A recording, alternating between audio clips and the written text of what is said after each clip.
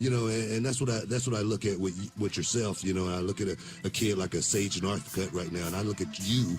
You pretty much was the Sage Northcutt, you know, like 7 years ago. The prodigy, the kid that was, you know, had done this in no other sport.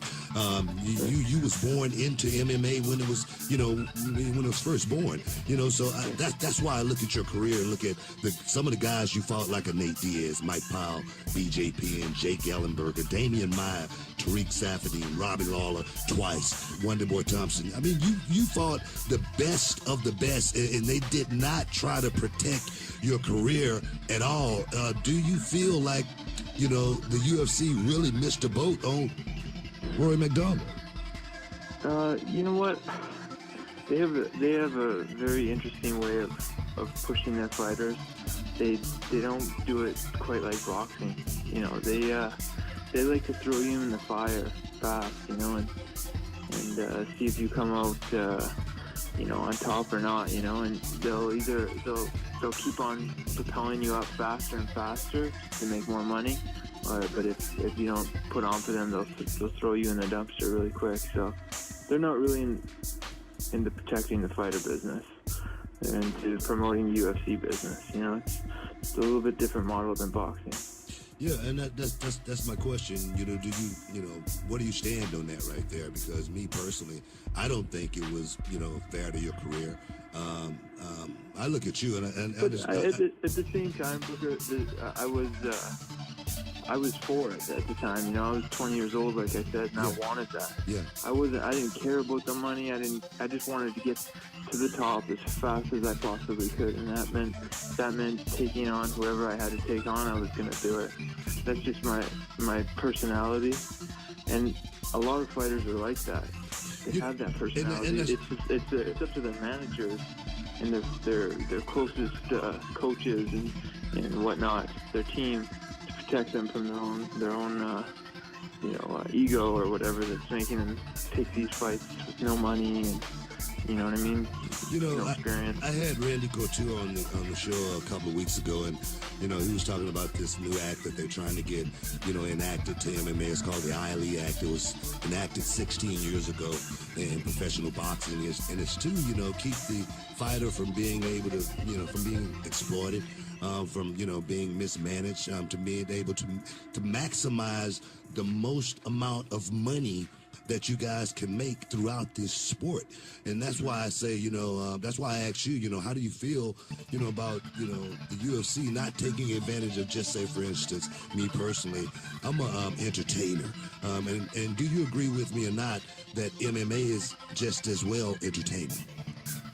Definitely entertainment. That's what people pay to watch it, you know? Exactly. So I see the Red King, and I see the video game. I see the Hitman, you know what I mean? And you coming in on the video game and making a whole lot of money from video sales and stuff like that. I see, you know, the T-shirts. I see, you know, all kind of merchandise that the Red King could be making. I'm talking about for years to come, you know, through royalties and stuff like that. That's why I say I feel like they mismanaged your career and didn't actually capitalize on everything that you had to offer, because, I mean, like I say, they threw you. One thing I do look at with the UFC, when you're a champion, they throw the champion in there pretty much with the number one contender every fight. Me personally, I don't agree with that. What's your stance on that?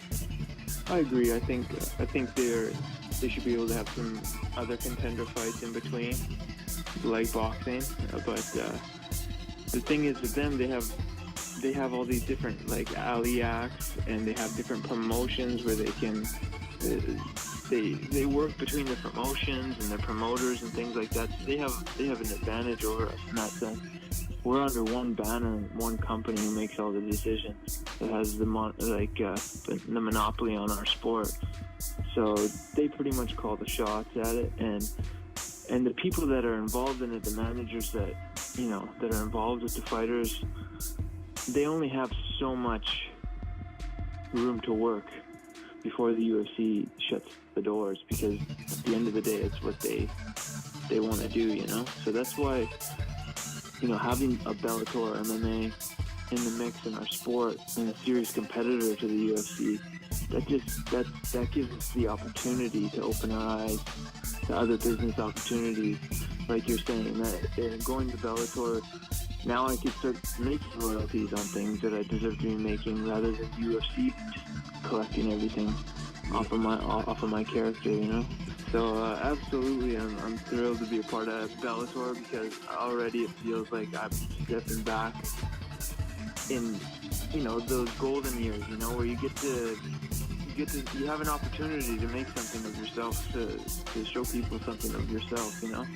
Whereas the last few years, to be honest, it felt like I've been living in North Korea, you know, or at the UFC, and that's, I don't know if that was done intentionally, but just systematically, like over the years, you know, the choices made, you know, it's got us to the position we're at now, where we all dress the same and we all talk the same, and you know, it's the same script over and over again. So same clothes over and over again, same characters over and over again.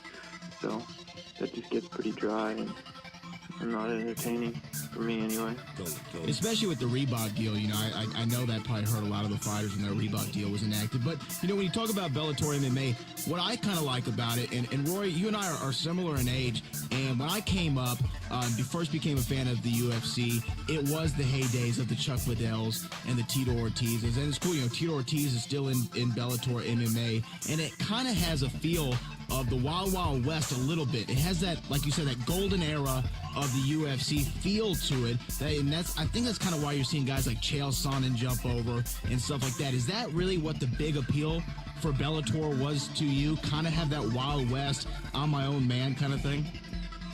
Well, the big appeal is the dollars and cents. I know that, baby. The Red King. Yeah, definitely. Yeah, but everything else is, you know, icing on the cake. You know, they have a great model. It looks, you know, from where I'm looking. So I see a ton of potential for myself and for the company Bellator. You know, I think there's a lot of exciting years ahead for both of us. Is it any certain opponents that we can, you know, get a scoop, you know, right here on Heated Conversation? Who is Rory MacDonald? I mean, I don't want you to have to call nobody out, but who is who would you like to fight at least? Yeah. You know what? There's a ton of fights, but you know, I've told the promoters straight out, and it's in my contract. You know, I can fight any weight class I want, and I told them anybody in those above welterweight and up, all the way up to heavyweight, I'll fight anybody. If it makes sense, if it makes dollars, then I'm into it. So there's really nobody that in particular I have my eyes on.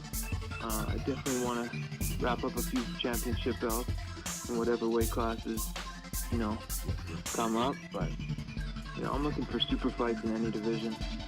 I'm gonna tell you right now, we got a chance to, you know, witness Bellator live here in Houston, Texas. You know, Kimbo Slice versus Dada 5000, as well Shamrock as Gracie. Yeah, King Shamrock. And I tell you, it was a sold-out house, man. I'm sure the buy rate was off the chain. And see, that's what I think about when I think about you guys. I think about the buy rate. I think about what came in the gate. You know. Well, that's what I like about Bellator, though, is because it doesn't have that pay-per-view model. It's the television ratings. Well, So, yeah, it gives you guys a chance to make as much money as you possibly can, and that's why, you know, I'm gonna be advocating for guys like yourself for many years to come. I look at, like I say, that's why I look at a guy like Sage Northcutt, you know, and how they, you know, he's 20 years young guy. 2022, yeah, maybe. His last fight he made 80 grand plus bonuses and whatnot. I just think the Red King, now you're in a place where now you can make. I think I was reading like 8 times that much. yeah, I'd definitely be a lot. My bank account would be a lot more comfy after these fights, you know. Hey man, looking back on your career right now, and I don't know, this just me leaving the UFC. I would look at this as your second half of your career, your second stage of your career. Looking back on it before I let you go, last question: do you regret anything? No. There's some things that, you know, you get upset with, or, you know, you think you might want to change, but at the end of the day, my journey is my journey, and I'm enjoying this. You know, the roller coaster of this sport isn't like any other. You know, there's the ups and downs, which is crazy. So I'm down for this ride forever. You know, this is what I love to do, and I'm gonna embrace every moment of it, every decision and choice that comes along with it.